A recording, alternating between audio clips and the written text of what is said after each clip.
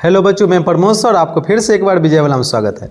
जैसा कि हमने आपको बताए थे, इतिहास का प्रत्येक चैप्टर का जो है हम ऑब्जेक्टिव आपके लिए जो लेकर आएंगे वो ऑब्जेक्टिव आ चुका है।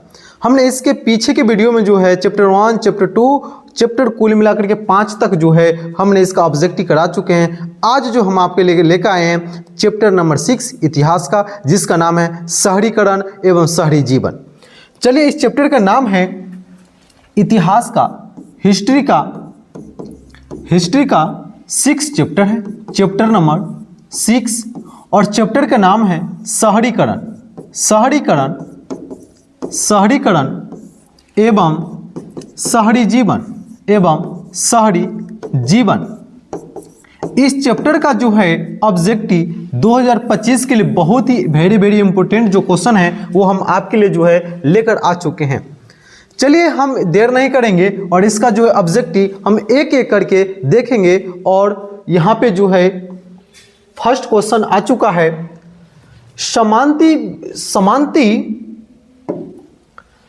समांती व्यवस्था से हटकर किस प्रकार की शहरी व्यवस्था की प्रवृत्ति बढ़ी है? ऑप्शन ए है प्रगतिशील प्रवृत्ति, आक्रामक प्रवृत्ति और रूढ़िवादी प्रवृत्ति और शोषणकारी प्रवृत्ति। तो इसका जो राइट उत्तर चला जाएगा आपका ऑप्शन नंबर बी, आक्रामक प्रवृत्ति का जो है व्यवस्था जो है बढ़ी है। नेक्स्ट क्वेश्चन है आपका शहरीकरण का नेक्स्ट क्वेश्चन नंबर 2, शहर को आधुनिक व्यक्ति का किस प्रकार का क्षेत्र माना जाता है? शहर को आधुनिक व्यक्ति का किस प्रकार का क्षेत्र माना जाता है? ऑप्शन ए है सीमित क्षेत्र, प्रभाव क्षेत्र, विस्तृत क्षेत्र या सभी। हम आपको बता दें, जो आधुनिक शहर को आधुनिक व्यक्ति का जो अभी जो वर्तमान में जो व्यक्ति जी रहा है उसको आधुनिक के क्षेत्र में हम सब ले सकते हैं। जैसे आज के जो मनुष्य है, आज के जो व्यक्ति है, उस शहर में जो है किस प्रकार का क्षेत्र उसको माना जाता है? तो आपका जो इसका राइट उत्तर चला जाएगा आपका ऑप्शन नंबर ए, सीमित क्षेत्र के रूप में जो है माना जाता है। क्वेश्चन नंबर 3 है आपका, क्वेश्चन नंबर 3, अस्थायी कृषि के प्रभाव से कैसा जमाव संभव हुआ? अस्थायी कृषि के प्रभाव से कैसा जमाव संभव हुआ? आपका ए है संपत्ति, ज्ञान, शांति, बहुमूल्य धातु। इसका जो राइट उत्तर चला जाएगा आपका ऑप्शन नंबर ए, संपत्ति। अस्थायी कृषि के प्रभाव से जो है संपत्ति का जमाव हुआ है। आपको पता है जो प्राचीन काल में या 18वीं और 17वीं शताब्दी के समय में किसी भी किसान के पास जो है अस्थायी जो है जमीन नहीं था, अस्थायी जो है भूमि नहीं था। वो जो किसान जो थे उनके साथ जो है शोषण भी किया जाता था और ज़्यादा मात्रा में टैक्स वसूला भी जाता था, जिसके कारण जो है बहुत सारे किसान जो है अपना जो कृषि करना भी छोड़ देते थे और वो भूमि पर किसी दूसरा किसान को कृषि करने के लिए वो भूमि दिया जाता था, वो जमीन दिया जाता था। इसी प्रकार वो पहले के जो किसान था उसका अस्थायी जो है कृषि करने का भूमि या अस्थायी जो है कृषि करने का जो है तरीका नहीं था। इसलिए अस्थायी कृषि के प्रभाव से जो है संपत्ति का जमाव होता है। नेक्स्ट क्वेश्चन है आपका क्वेश्चन नंबर 4। क्वेश्चन नंबर 4 बोल रहा है, एक प्रतियोगी एवं उद्यमी प्रवृत्ति से प्रेरित किस प्रकार की अर्थव्यवस्था लागू की गई? किस प्रकार की अर्थव्यवस्था को लागू की गई? आपका ऑप्शन ए है जीवन निर्वाह अर्थव्यवस्था, ऑप्शन बी है मुद्रा प्रधान अर्थव्यवस्था, ऑप्शन सी है शिथिल अर्थव्यवस्था, ऑप्शन डी है सभी। इसका जो राइट उत्तर चला जाएगा आपका ऑप्शन नंबर बी, मुद्रा प्रधान अर्थव्यवस्था, मुद्रा प्रधान अर्थव्यवस्था। नेक्स्ट क्वेश्चन है आपका क्वेश्चन नंबर 5, जनसंख्या का घनत्व सबसे अधिक कहां होता है? हम आपको एक पॉइंट के जरिए बता दें, आपको पता होना चाहिए या पता होगा विश्व में सर्वाधिक जनसंख्या वाला देश कौन है? आपका उत्तर होगा चीन। चीन जो है विश्व का सबसे ज्यादा जनसंख्या वाला देश है और सेकेंड नंबर पर, दूसरे स्थान पर हमारा भारत है। भारत भी जो है जनसंख्या के मामले में सेकेंड स्थान है, जबकि जो है चीन का फर्स्ट स्थान है।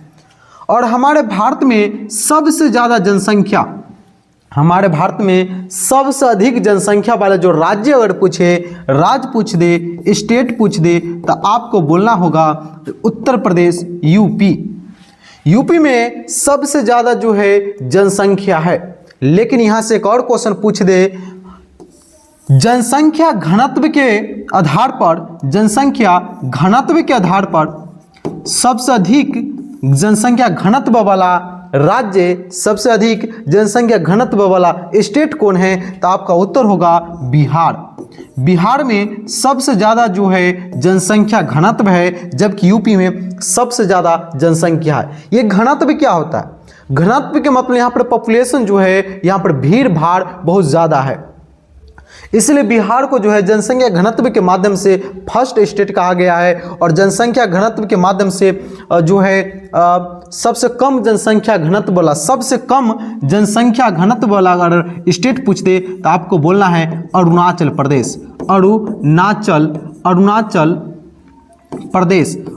प्रदेश में सबसे कम जनसंख्या घनत्व है, जबकि बिहार में सबसे ज्यादा जनसंख्या घनत्व है और यूपी में सबसे ज्यादा जनसंख्या है। चलिए नेक्स्ट क्वेश्चन है, यहाँ पे पूछ रहा है क्वेश्चन क्या, जनसंख्या घनत्व का सबसे अधिक कहाँ होता है? यानी कहने का मतलब सबसे अधिक जो जनसंख्या जो होती है कहाँ होती है? आप देखे होंगे एक गांव होता है, एक विलेज होता है उसमें, और एक शहर होता है उसमें, और एक नगर होता है,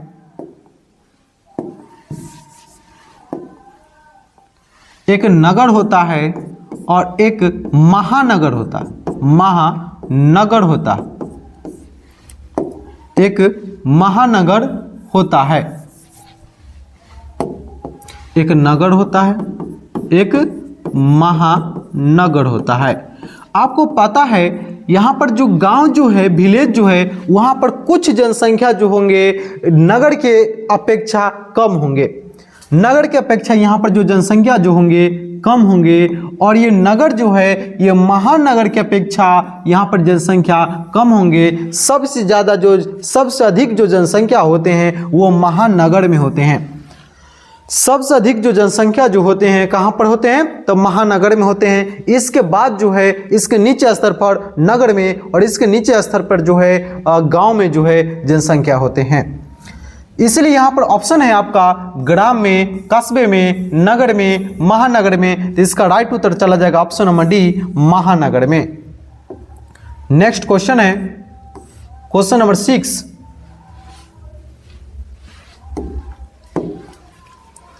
यहां पर बोल रहा है क्वेश्चन, 1819 से 1880 ईस्वी तक लंदन की आबादी 10 लाख से बढ़कर कहां तक पहुंची? एक समय था 1819 ईस्वी से लेकर के 1890 ईस्वी तक, 1819 से 1880 ईस्वी तक जो है लंदन की आबादी कितना वृद्धि हुई, कितना तक पहुंच गई? यानी कहने का मतलब जो है इसका जो है 1, इसको अगर माइनस करते हैं तो 1 और 7 में से 6, यानी कहने का मतलब 61 वर्षों में, 61 वर्षों में जो है लंदन की आबादी 10 लाख से बढ़कर के कहां तक पहुंच गई? आपका ऑप्शन ए है 20 लाख, 30 लाख, 40 लाख, 50 लाख। जो इसका जो राइट उत्तर होगा option number C, 40 lakh. 40 lakh तक जो है लंदन की आबादी 61 वर्षों में पहुंच गई थी। नेक्स्ट क्वेश्चन है question number 7। Question number 7, London में अनिवार्य प्राथमिक शिक्षा कब लागू की गई, यानी लागू हुई। लंदन में जो है अनिवार्य प्राथमिक शिक्षा, निजी स्तर की जो शिक्षा जो है वो कब से प्रारंभ की गई। आपका ऑप्शन है 1850, 1855, 1860 और 1870। इसका जो राइट उत्तर चला जाएगा आपका ऑप्शन नंबर डी 1870। 1870 ईस्वी में जो है लंदन का प्राथमिक शिक्षा जो है लागू की गई थी। क्वेश्चन नंबर 8, कौन सा सामाजिक वर्ग बुद्धिजीवी वर्ग के रूप में उभर कर आया। हम आपको बता दें, जब औद्योगिक क्रांति होती है, जब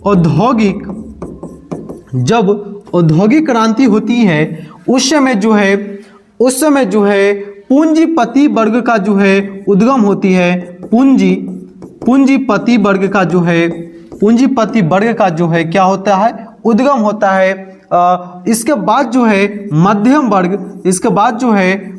वर्ग का उद्गम होता है। इसके बाद जो है मजदूर वर्ग का जो है उत्पन्न होता है।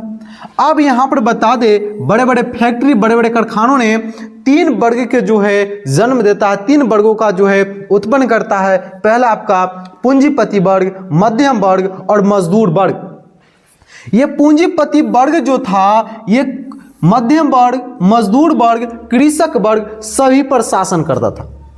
ये जो है पूंजीपति वर्ग जो है सभी पर शासन करता था, सभी को जो है अपना गुलाम की तरह शासन करता था। और ये मध्यम वर्ग जो है ये कुछ ज्ञानी था, कुछ पढ़ा लिखा था। इसी मध्यम वर्ग में वकील, डॉक्टर, जो टीचर जो थे इसी मध्यम वर्ग के अंतर्गत आते थे। जो वकील होते थे, जो डॉक्टर होते थे, जो टीचर होते थे, जो शिक्षक होते थे, ये सभी जो है मध्यम वर्ग के अंतर्गत आते थे। ये कुछ पढ़े लिखे व्यक्ति थे। यही जो आगे चल करके भारत के जो है आज़ादी में इनका भी महत्वपूर्ण योगदान रहा। मध्यम वर्ग के लोग जो है ये पढ़े लिखे व्यक्ति था। ये कभी भी किसी के दबाव में काम नहीं करते थे। जो भी करते थे अपने ज्ञान के बदौलत, जो भी करते थे अपने जो है आगे के इतिहास को पढ़ कर के करते थे। उस देश में कैसे हुआ, वो अपना हक की मांग हमेशा करते रहा। और ये पूंजीपति वर्ग जो है सभी वर्गों पर शासन करता था। यहाँ पर कौन सा क्वेश्चन बोल रहा है, कौन सा सामाजिक वर्ग बुद्धिजीवी वर्ग के रूप में उभर कर आया। बुद्धिजीवी वर्ग के मतलब कुछ जो है ज्ञान के रूप में उभर कर आया। तो आपका ऑप्शन होगा, ऑप्शन है उद्योगपति वर्ग, पूंजीपति वर्ग, श्रमिक वर्ग और मध्यम वर्ग। तो जो इसका उत्तर चला जाएगा आपका ऑप्शन नंबर डी, मध्यम वर्ग। मध्यम वर्ग जो था एक जो है बुद्धिजीवी वर्ग के रूप में उभर कर आया था। नेक्स्ट क्वेश्चन है क्वेश्चन नंबर 9। क्वेश्चन 9 है, पूंजीपति वर्ग के द्वारा किस वर्ग का शोषण हुआ।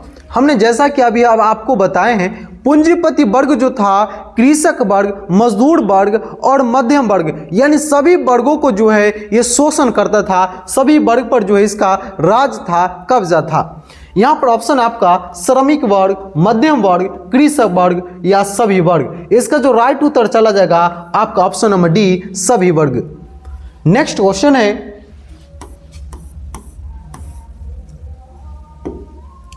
Question number 10। क्वेश्चन बोल रहा है टेनेमेंट्स क्या था। टेनेमेंट्स ये क्या था। आपका ऑप्शन ए है काम चलाऊ मकान, महल, पक्के मकान, बड़े महान। आपका जो इसका राइट उत्तर होगा ऑप्शन नंबर ए, काम चलाऊ मकान। टेनेमेंट्स जो एक प्रकार का काम चलाऊ मकान होता था। नेक्स्ट क्वेश्चन है क्वेश्चन नंबर 11। सबसे पहले भूमिगत रेल कहां बनी। सबसे पहले विश्व में सबसे पहले भूमिगत रेल का जो है निर्माण किस देश में हुआ था। आपका ऑप्शन ए है लंदन, पेरिस, न्यूयॉर्क इनमें से कोई नहीं। इसका जो राइट उत्तर चला जाएगा आपका option number A London. London में जो है सबसे पहले भूमिगत रेल की जो है शुरुआत होती है और सबसे पहले भूमिगत रेल की जो निर्माण होती है वो होती है 1863 ईस्वी में भूमिगत रेल का जो है निर्माण होता है। भूमिगत रेल का जो निर्माण होती है कब बनकर तैयार होती है तो 1863 ईस्वी में। और भूमिगत रेल जो है सबसे पहले कहाँ बनी थी तो वो बनी थी लंदन में। नेक्स्ट क्वेश्चन है क्वेश्चन नंबर 12। सबसे पहले भूमिगत रेल कब बनी? आपका ऑप्शन ए है 1863, 1865, 1864 और 1866। इसका जो राइट उत्तर चला जाएगा ऑप्शन ए 1863। 1863 ईस्वी में जो है भूमिगत रेल का निर्माण होता है और सबसे पहले जो है भूमिगत रेल का निर्माण लंदन में होता है।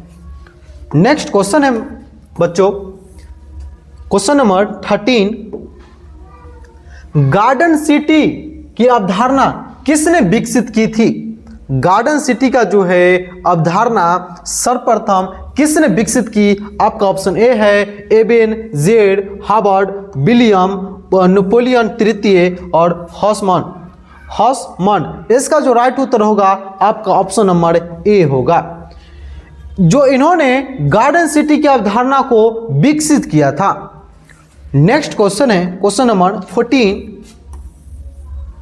Question number 14। सिटी ऑफ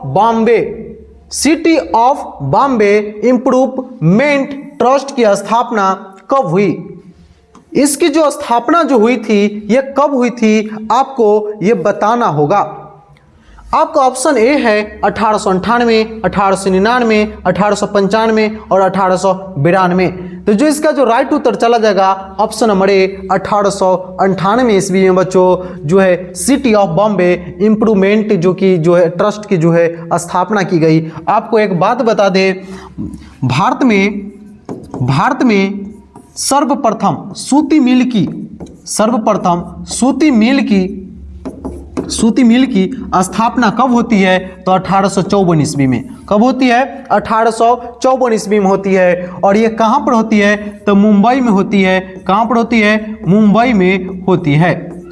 कहाँ पर होती है? मुंबई में। मुंबई में जो है 1854 ईस्वी में सूती मिल की जो है स्थापना की जाती है और सर्वप्रथम जो है मुंबई में की जाती है। मुंबई में ही सूती मिल की स्थापना क्यों की जाती है? क्योंकि मुंबई में जो है उद्योगपति पूंजीपति यहाँ पूंजीपति के लोग रहते थे, पूंजीपति वाले लोग रहते थे। यहाँ पर जो है सूती वस्त्रों के जो है मिल के लिए जो कच्चा माल होता था, ये कच्चे माल कहीं ना कहीं बम्बई के नज़दीकी क्षेत्रों में पाए जाते थे, जिसके कारण उस नज़दीकी क्षेत्रों से बम्बई में लाने में जो है सुविधा होती थी।